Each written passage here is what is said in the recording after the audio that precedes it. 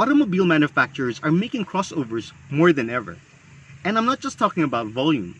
They seem to be making more models that it's actually getting so confusing trying to figure out which segment each of them fall into. Recently, I had the privilege of reviewing the Chery Tiggo 8 and the Chery Tiggo 5X. And that means that Chery already offers two crossovers, one that's a 5-seater and another that's a 7-seater. So is there really a need for another model? Well, let's check out the Chery Tiggo 7 to find out.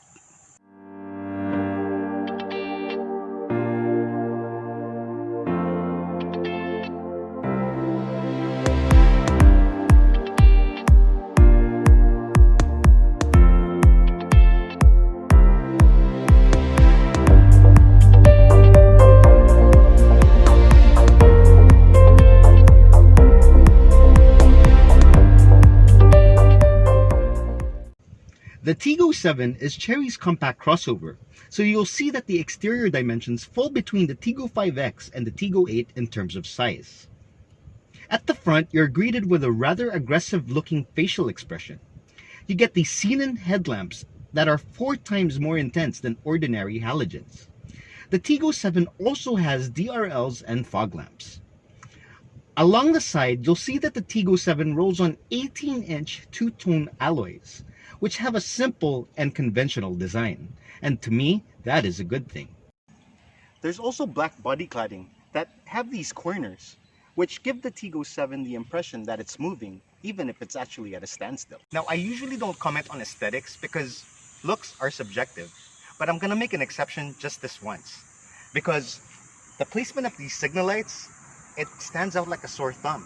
It actually looks like a mole on an otherwise pretty face. But it doesn't wear it as good as Marilyn Monroe does. Dad, that's such a boomer reference. Boomer? Me? Hey, I'm not that old. At the back, you get a nicely integrated spoiler with third brake light and this antenna that looks more like the tail of a plane than a shark's fin. Okay, when you lift the trunk, you'll see that the liftover is just enough so you don't break your back when loading heavy objects. Okay, this isn't exactly heavy, but you get the point, right? Okay, it's time to check out the interior. So it's no surprise that the Tiggo 7 isn't as luxurious as its bigger brother, the Tiggo 8. But what I did find quite surprising was the fact that the Tiggo 5X has an electronic park brake and electronic seat adjustments, while this doesn't. But hey, I don't mind a manual park brake. Another thing I find quite odd is the placement of the drive mode selector, which is near the AC controls.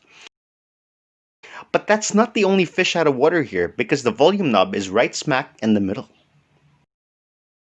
The center console of the Tiggo 7 houses 2 cup holders, a center armrest, and has a floating design, which is actually quite functional because behind this is your charge ports. So you could leave your phone here and not have to worry about your cords cluttering the interior. In the middle of the Tiggo 7's dash is a 9-inch touchscreen, which has your audio system aside from serving as a display for your AC settings. You'll be happy to know that it offers phone and Bluetooth connectivity. What do you want to say? Good morning. Says good morning. Ready to send it? Yes. Okay, it's sent.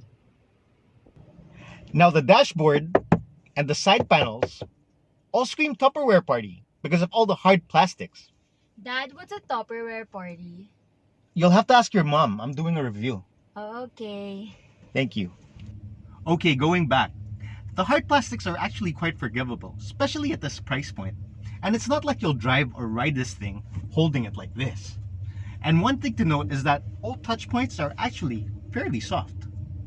Now on to my favorite part of the interior, the huge panoramic sunroof.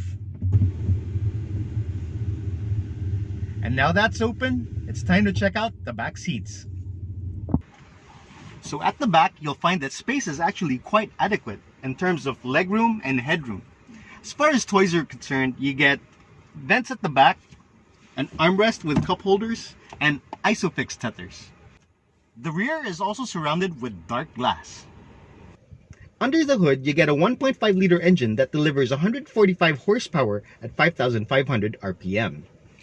It also has 200 Newton meters of torque.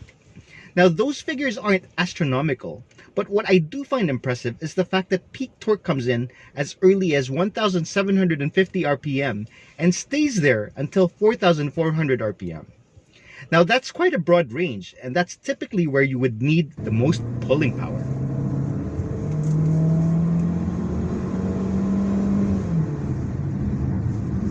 Hi.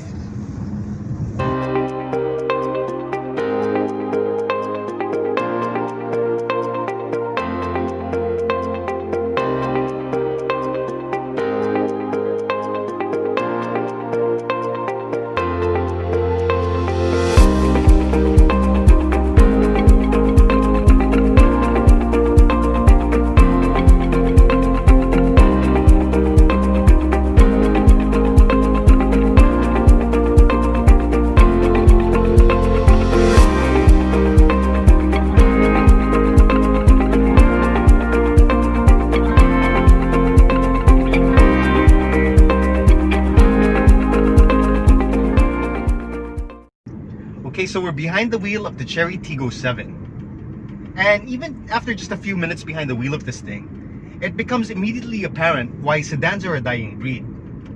Now, hardcore enthusiasts will tell you that there's no substitute for a low center of gravity and the weight savings that come from driving a sedan.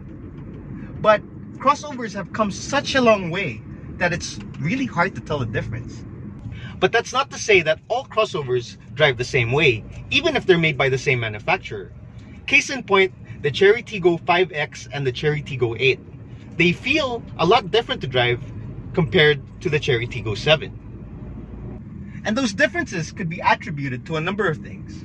For starters, the Chery Tiggo 5X has a naturally aspirated 1.5-liter engine that's mated to a CVT. This, on the other hand, has a 1.5-liter turbocharged engine that's mated to a DCT. And that's actually the same setup that you'd find on the Chery Tiggo 8. But this is a lot lighter, so there's a huge difference in terms of acceleration. Let me demonstrate.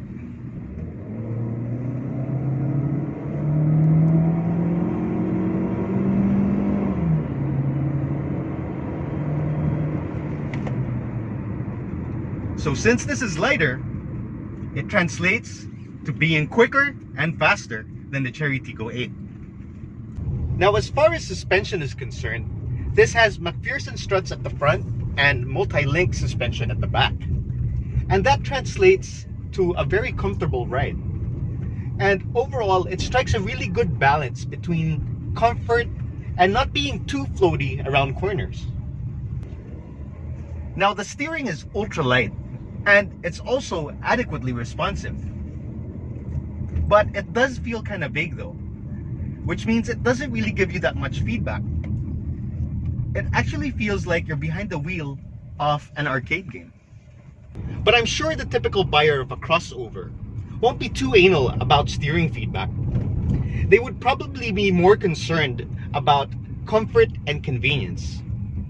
And in that regard, the Chery Tiggo 7 ticks all the boxes.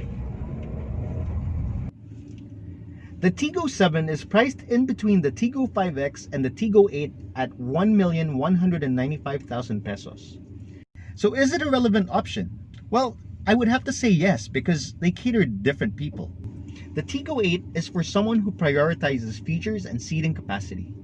The Tiggo 5X caters more to folks who value practicality over spirited driving but still want a decent set of amenities. Then there's this, the Tiggo 7, for folks who like comfort and convenience with a bit more oomph under the hood. So it really seems like the world can't have too many crossovers, and it may get to a point where buying one or choosing one will become a mind-boggling decision. But thankfully, car buying never has to be a sole decision. Yeah, it's a mom decision. Touché.